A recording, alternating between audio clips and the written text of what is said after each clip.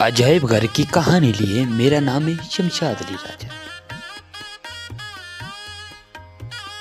بر صغیر میں انسانی ترقی کا اندازہ ہزاروں سال پرانے آثار سے لگایا جا سکتا ہے۔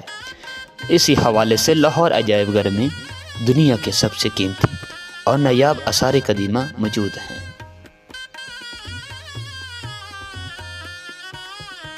لاہور میوزیم کو بر صغیر کا مرکزی میوزیم بھی کہا جاتا ہے اور یہ لاہور کے معروف شاہراہ ماہر روڈ پر واقع ہے۔ لاہور میوزیم ثقافتی، فنکارانہ اور تاریخی اشیاء کے قدیم ترین ذخیرہ پر مشتمل ہے۔ یہ پاکستان کے سب سے زیادہ دیکھے جانے والے عجائب گھروں میں سے ایک ہے۔ لاہور میوزیم برطانوی دور 1849 اور 1947 کے دور میں بنایا گیا تھا۔ یہ عمارت مغل فن تعمیر کے نشانات کے ساتھ شاہانہ ہے۔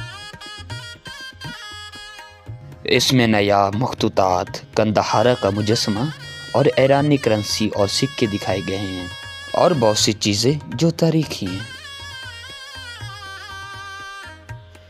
اس میوزیم میں موجود مجموعوں نے بہت سے اسکالرز، محققین، سیاحوں اور طلباء کو اپنی طرف متوجہ کیا ہے۔